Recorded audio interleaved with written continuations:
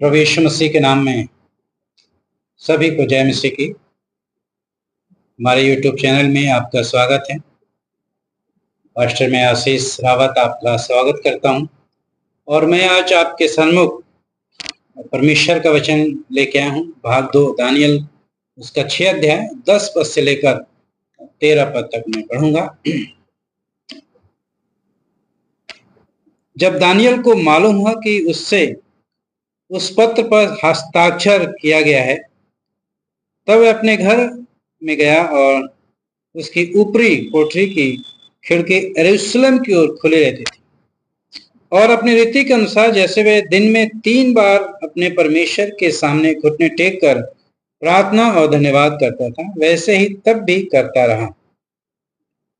जब उन पुरुषों ने उतावली से आकर दानियल को अपने परमेश्वर के सामने विनती करते और गिड़गिड़ाते हुए पाया, तब वे राजा के पास जाकर राज आज्ञा के विषय में उससे कहने लगे, हे राजा, क्या तूने ऐसे आज्ञा पत्र पर हस्ताक्षर नहीं किए कि 3 दिन तक जो कोई मुझे छोड़ किसी मनुष्य या देवता से विनती करेगा वह सिंहों की मान में डाल दिया जाएगा। राजा ने उत्तर दिया,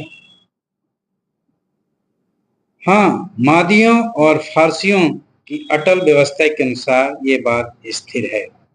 तब उन्होंने राजा से कहा, यहूदी बंदियों में से जो दानियल है, उसने, हे राजा, ना तो तेरी कुछ ध्यान किया और ना तेरे हस्ताक्षर किए हुए आज्ञा पत्र की ओर वह दिन में 3 बार विनती करता है।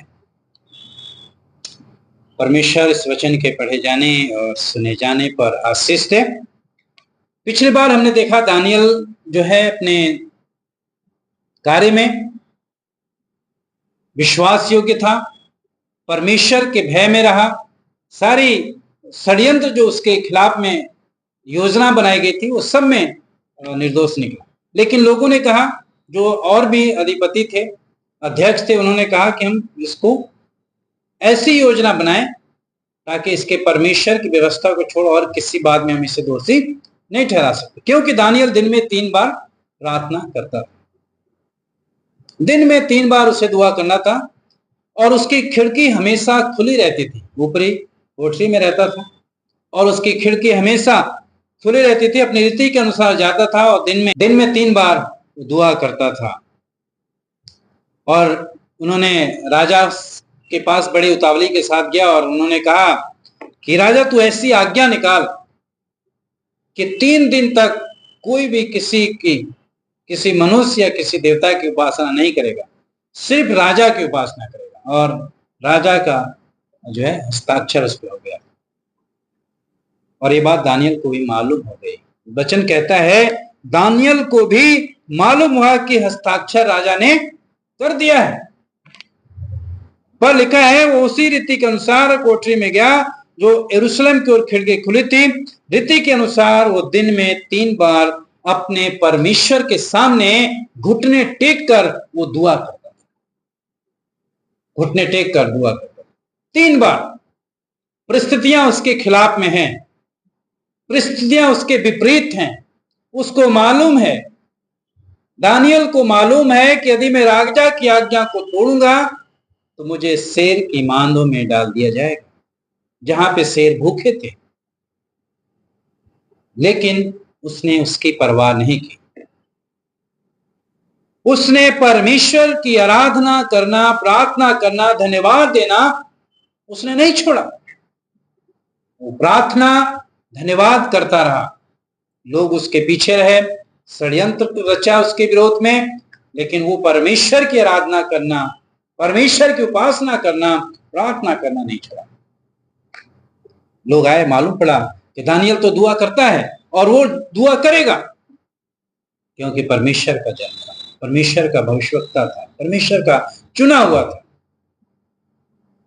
और लोगों ने आके देखा कि वो तो दुआ कर रहा। तुरंत राजा के पास गए, क्या राजा, तुमने आज्ञा नहीं दी?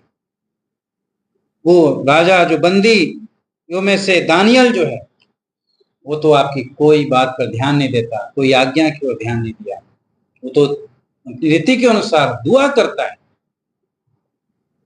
और ये आज्ञा राजा की ओर से थी कि उसे शेर की मान में डाल दिया जाएगा। जो कोई उसकी आज्ञा को तोड़ेगा, आज्ञा का उल्लंघन करेगा, जिंदा शेर की मान में डाल दिया जाएगा। लेकिन दानियल किसी तरीके से भयभीत नहीं हुआ, डरा नहीं। राजा अपनी बात के अनुसार, जैसा राजा ने कहा, बड़ा उदास हुआ, क्योंकि राजा जो है दानियल के साथ काफी लगाव था। क्योंकि राजा जानता था कि वो व्यक्ति जो दानियल है वो परमेश्वर का जन है, वो परमेश्वर का जन, वो परमेश्वर का चुना हुआ है, परमेश्वर का आत्मा उसमें रहता है और वो अपने काम में विश्वास हो गया। जब हम दुआ करते हैं, जब हम घुटने टेकते हैं परमेश्वर के सामने, तो शैतान हिल जाता है, शैतान हिल जाता है। बहुत जरूरी है कि मसीही लोग प्रभु के सन्मुख बैठे, परिस्थितियां अच्छी हों बुरी हों, घुटने टेकना ना छोड़ें, प्रार्थना करें। प्रार्थना से सब कुछ बदल सकता है। और उसे शेर की मान में डाल दिया गया और लिखा है राजा पूरी रात नहीं सोया, पूरी रात बेचैन रहा। उसे बचाने का उपाय ढूंढता रहा शाम तक, लेकिन नहीं मिला। तो क्योंकि उसकी बात राजा की हस्ताक्षर हो चुका और राजा जो है पूरी रात नहीं सोया। दानियल को शेरों की मान में डाल दिया। सिर्फ वो परमेश्वर के सम्मुख आराधना कर, परमेश्वर की सुना उसने बात, उस पत्र की बात पर ध्यान नहीं दिया। उसने परमेश्वर की बात जानता था कि वो परमेश्वर है जो शेरों को मुंह को भी बंद कर सकता है। परमेश्वर आपको आशीष दे।